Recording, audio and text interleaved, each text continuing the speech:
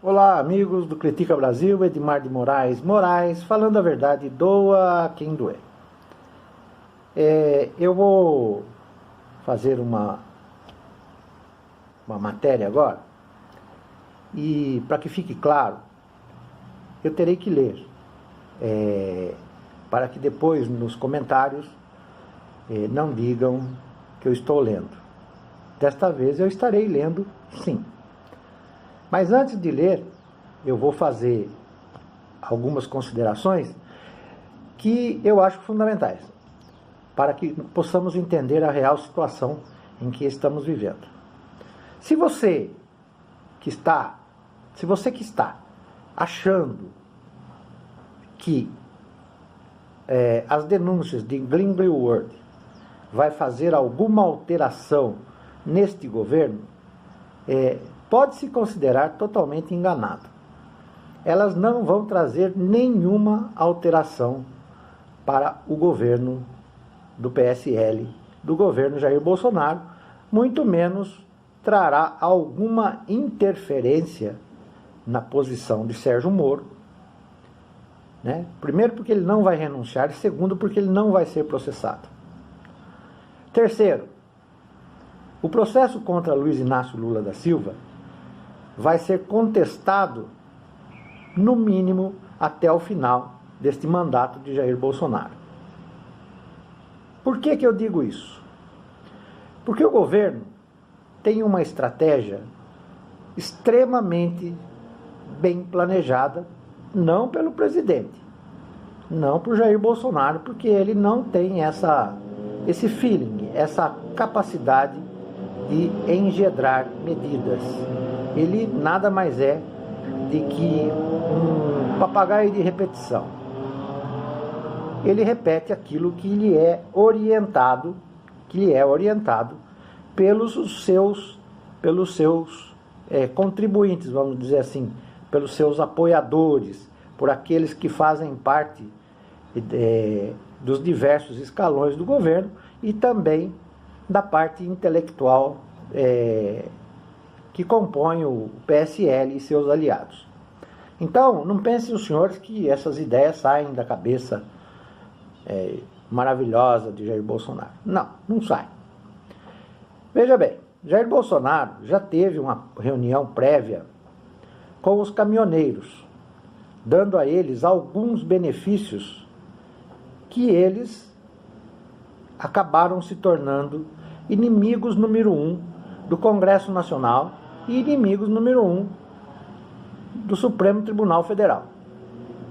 Eles querem a dissolução do Congresso, a dissolução do STF e a manutenção do governo Jair Bolsonaro. Isso é indiscutível, é uma coisa que você consegue captar somente através dessa classe trabalhadora, de líderes dessa classe trabalhadora, que são os caminhoneiros. Então, este apoio dos caminhoneiros, ele não vai ser dado. Os caminhoneiros não vão apoiar nenhuma medida de derrubada do governo. Segundo, Sérgio Moro ainda se mantém firme e forte na posição de herói nacional. Não tem nada que vai interferir isso. Terceiro, Sérgio Moro já está lá nos Estados Unidos prestando conta do seu trabalho, que para o povo brasileiro isso não existe. Tudo bem. Outra coisa, a cada medida trágica para o povo, quando eu digo povo, são as classes mais pobres, os mais sofridos, os aposentados, aqueles que dependem do Estado. Toda vez que o governo toma uma medida contrária aos anseios dos mais necessitados, dos mais pobres, ele toma logo em seguida uma medida populista. O que vem a ser essas medidas populistas? Essas medidas populistas são retirada de leis de trânsito, retirada de sistema de fiscalização, retirada de uma série de retiradas que uma boa parcela da população acha que são usurpados por ela. Tá certo? Então, tudo isso vai causando um benefício para o governo e vai o mantendo intocável, apesar da retaliação que ele sofre dos partidos progressistas, que não se entendem também, não se entendem. Então, não tem como você achar que as medidas, denúncias, essas coisas, vão ser levadas em conta. Não vão ser levadas em conta, tá bom? Então, que fique bem claro que a cada medida antipopular, o governo toma uma medida populista que agrada uma boa parcela da população, que acaba ficando satisfeita com a medida que traz benefícios e acaba deixando para trás as medidas que vão realmente interferir na vida das pessoas, que acabará sendo percebido, não hoje, não é de imediato que isso vai acontecer. Essa percepção não vai acontecer agora, vai acontecer quando a vaca for para o brejo. Aí todo mundo vai se lamentar. Mas até lá, as medidas que ele está tomando está sendo muito bem orientadas por pessoas de capacidade, intelectuais, de direita, de extrema direita. Tá certo? E a segunda coisa que eu quero falar para vocês, prestem bem atenção. Desde a redemocratização, em 1985, quando João Batista Figueiredo resolveu transferir o governo militar para o governo civil, que deveria ter sido feita através da campanha Diretas Já, que era para o povo eleger o novo presidente, a direita do Brasil aplicou um golpe no próprio grupo político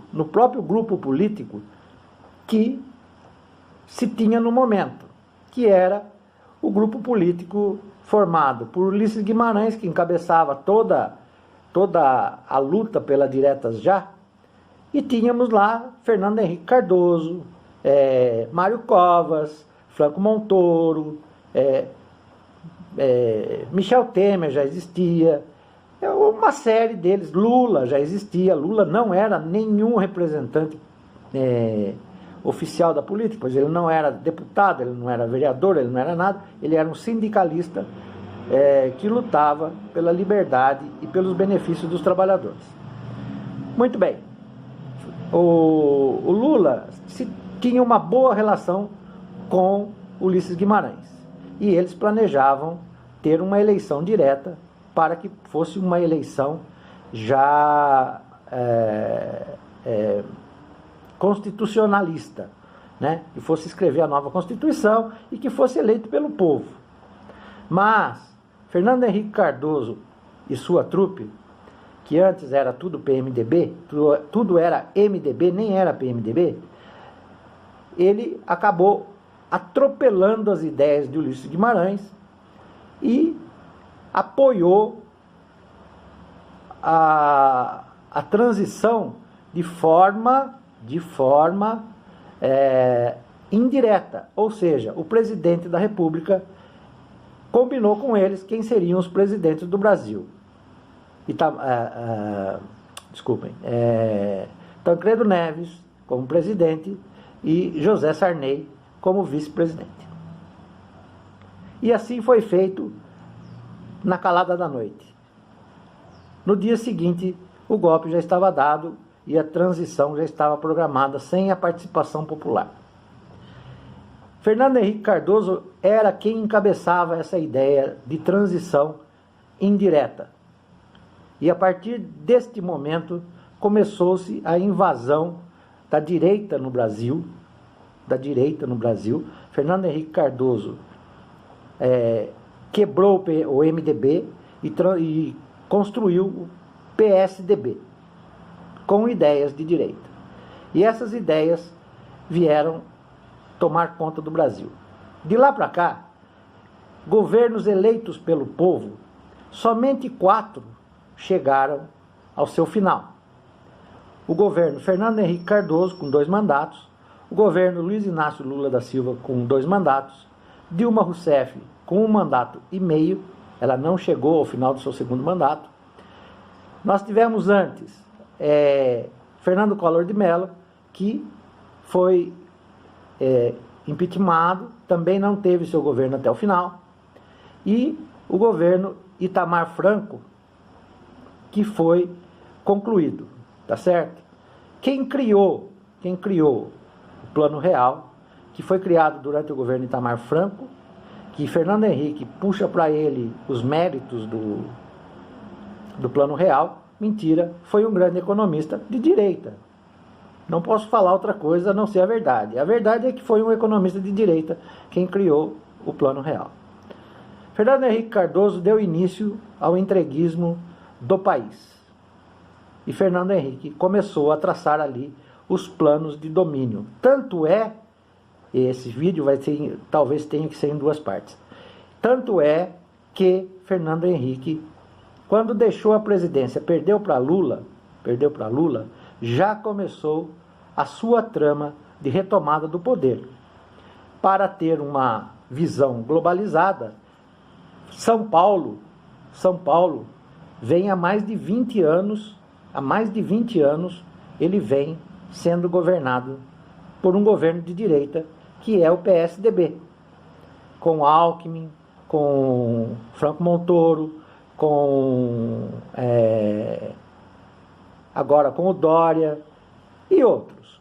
Lembrando que no último governo, só para encerrar esta parte do vídeo, com a queda da Dilma Rousseff, o presidente Michel Temer teve como vice-presidente Rodrigo Maia, que era o presidente da Câmara e foi eleito vice-presidente durante o governo Michel Temer. Essa é a primeira parte, eu vou continuar. Daqui a pouco eu volto, pessoal. Até já, Edmar de Moraes, falando a verdade, doa quem doer. Então, retomando, Edmar de Moraes, falando a verdade, doa a quem doer. Retomando a pauta anterior, eu quero dizer o seguinte: Fernando Henrique Cardoso, ele tramou perfeitamente tudo para levar o Brasil a um estado de entreguismo, de destruição do patrimônio nacional e entrega dos bens do patrimônio nacional. E se amarrando totalmente a países mais poderosos, que queriam o Brasil fora do grupo dos 10 mais poderosos e, se possível, dos 20 grupos, dos 20 países do G20, né? Fora desses países. Esse era o objetivo, a recompensa. Eu não vou saber dizer para vocês qual é, mas esta situação veio se alastrando de lá para cá. Fernando Henrique, como não conseguiu o restabelecimento do mandato do PSDB na presidência da República, passou a atirar para todos os lados e tinha que haver um meio de colocar o PSDB de volta ao poder. Aí entra a figura de Sérgio Moro. Sérgio Moro, que nasceu e foi criado dentro de um ambiente do PSDB, pois o pai de Sérgio Moro era um PSDBista fundador. Sérgio Moro foi relocado, vamos dizer assim, com a morte do responsável por essa operação Lava Jato criada por Dilma Rousseff, era Teófilo Zavascki, o juiz responsável. Mas algo aconteceu no meio do caminho e Zavascki acabou falecendo e Sérgio Moro foi conduzido como juiz da vara criminal que tratava de assuntos relativos à Petrobras, que é a Operação Lava Jato. E de lá para cá começou-se todo esse estado que nós estamos vivenciando hoje. Essas falcatruas, essas histórias, essa criminalização de uma operação que tinha como intuito impedir a aplicação, o uso, né, dos roubos, da corrupção, das coisas que o governo tem por prática, seja ele qual governo tenha sido. Sempre teve um grupo que tiraram vantagens do Estado e do povo brasileiro. Mas tudo isso tinha como objetivo eleger Geraldo Alckmin. Mas Geraldo Alckmin se autodestruiu. Ele se autodestruiu. Não foi o povo que destruiu, foi o próprio Geraldo Alckmin, pela sua biografia, né, pela sua história no governo do estado de São Paulo, ele se autodestruiu. E isso veio tudo à tona por conta do tipo de campanha feita por Jair Bolsonaro, que estava embasado no apoio de pessoas muito ricas, e de uma população muito despolitizada, que o Brasil tem. Uma população despolitizada, não conhece as coisas que aconteceram. E como nós mudamos de século, nós estamos no século XXI, é evidente que nós, os mais antigos, os mais velhos, não temos credibilidade na nossa palavra, porque o jovem está mais preocupado. O jovem que eu digo são aqueles de 90 para cá, que hoje estão até os 30 anos de idade. Esses daí estão mais preocupados com balada, estão mais preocupados com baile, danças e festas, do que preocupados com a situação do país. Porque tiveram como herança, boa parte desses jovens tiveram como herança uma vida confortável, deixada sim pelo governo trabalhista, que foi o governo de Lula, e pelo governo Dilma. Isso estão nos gráficos que representam toda a evolução do poder de captação, do poder de arrecadação da população e dos benefícios, aonde foi a única vez que o salário mínimo chegou a $300. Hoje nós estamos bem aquém de $100. Nós estamos bem aquém de $100. Entendeu? Então, esta situação não vai mudar. E do meu ponto de vista, o grande furo na água foi Glenn Greenwald se fechar acordos com a mídia nacional. A mídia nacional, ela é extremamente direitista. Ela passou a vida batendo na esquerda. A mídia convencional, os grandes jornais, as grandes revistas e as televisões e rádios sempre passaram o período social, né? Nem socialista porque o governo brasileiro nunca foi um governo de esquerda, tanto que a Constituição brasileira não dá o direito de existir um governo socialista no país e nem um governo comunista, como costumam chamar. É um governo capitalista, social, entendeu? E democrático. A única diferença é que o governo socialista, social, existe uma diferença entre governo social e governo socialista. O governo social de esquerda é um governo que olha para o povo.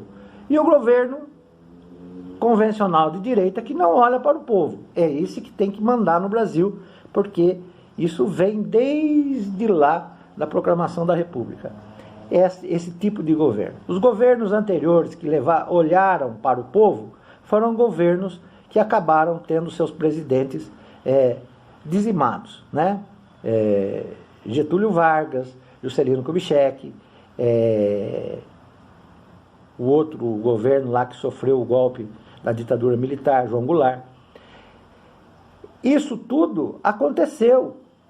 E nós vamos continuar tendo sim um governo de direita, entreguista, que não tem amor à pátria, não tem amor ao patrimônio nacional e muito menos afeto pelos mais pobres, pelos mais humildes. Não existe coisa que diferencia o PT.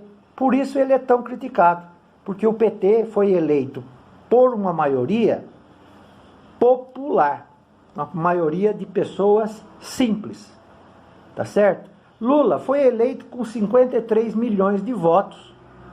53 milhões de votos, numa época equidistante, há mais de 15 anos atrás, o número populacional do Brasil cresceu e a cultura de direita, a cultura liberalista, é muito maior do que a cultura social.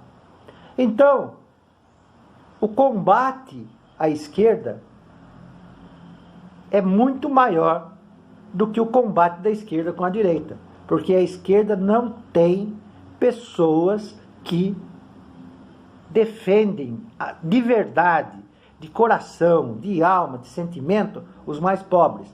Quem poderia fazer isso é alguém que tem a mesma origem.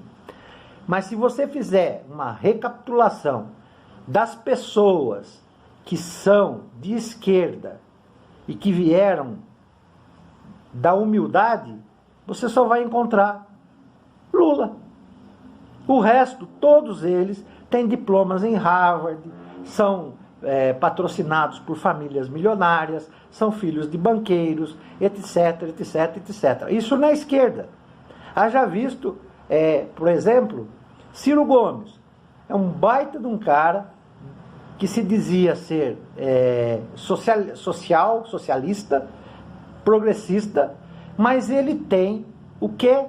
Ele tem o seu registro pregresso, que não é um registro pregresso que veio daquele que cortava o mato, trabalhava de empregado, recebia salário mínimo.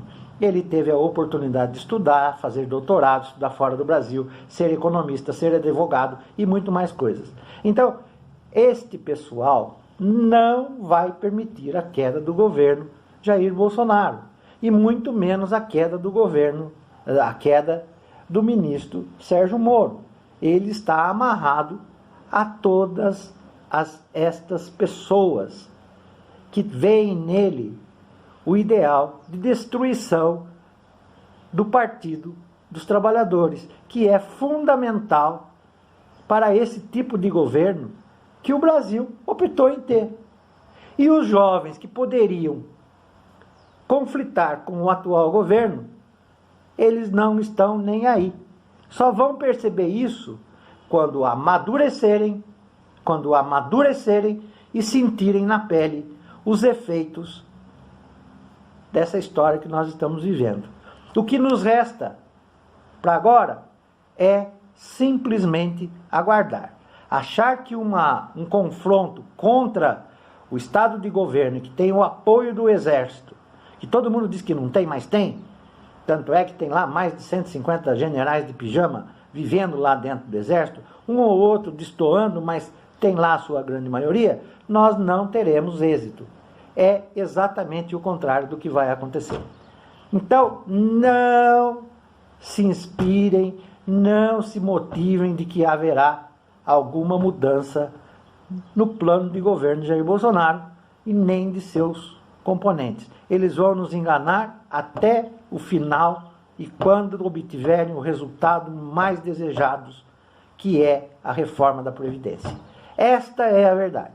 Quando sair a reforma da Previdência, eles vão dar como vencida a primeira etapa de destruição das classes mais humildes e dos mais pobres. É isso que vai acontecer.